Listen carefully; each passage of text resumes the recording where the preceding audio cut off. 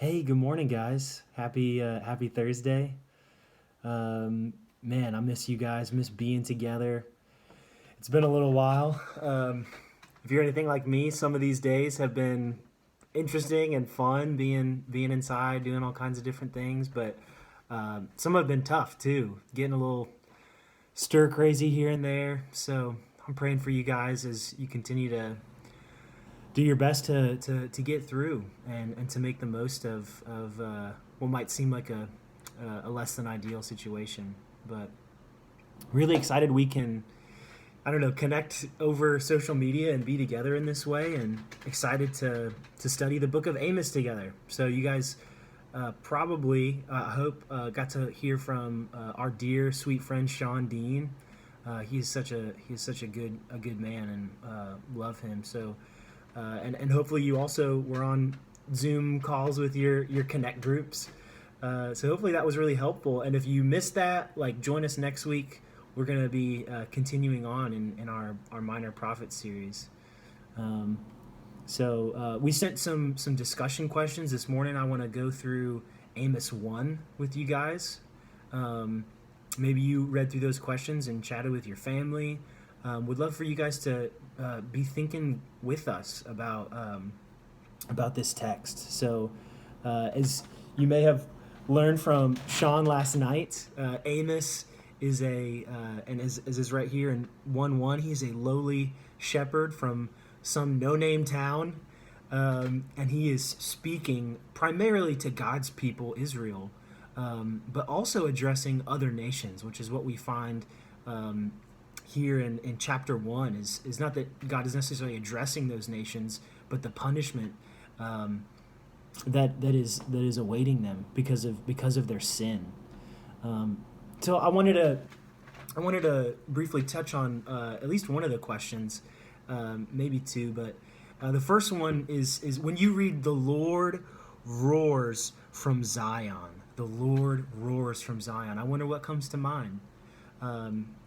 Because you probably, like me, think immediately when you hear the word roar, you're thinking a lion. A lion comes to mind. And I think that's exactly what Amos is going for, the type of imagery that he wants to come to mind about God. This divine predator who is on the prowl. And I don't know, what else comes to mind? Is it just a lion?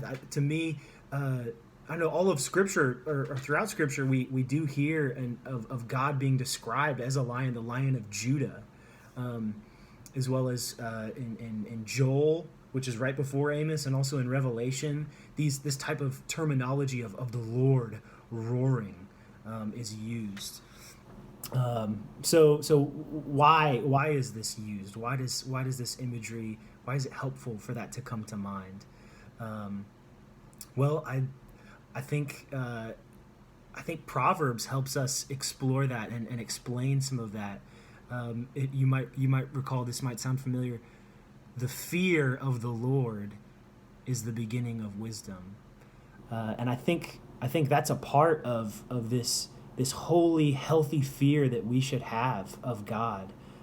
Is why this roaring lion nature of God that we should be thinking about. He is on the prowl, and what is he on the prowl for? He's on the prowl for justice. Is these very grotesque sins that we read of here in Amos 1? The Lord does not miss those. They are in his sight, and he is on the prowl for justice. I also think of Aslan from Chronicles of Narnia. As this Christ figure, and I don't know. That's helpful. That's helpful for me to, and that's what I want to invite you guys to think about today. For I hope to land fresh upon you, is this healthy fear of the Lord that causes us to bow before Him, right? Sort of like in The Lion King. When all the animals, out of deep respect and this healthy fear, bow before their king. So be humbled today, and I'm praying for you guys as is this healthy fear of the Lord convicts us and humbles us and causes us towards confession and to worship. So love you guys. Looking forward to hearing some of your thoughts and your questions and what you're noticing as you read through Amos. So talk to you guys soon. Love you guys.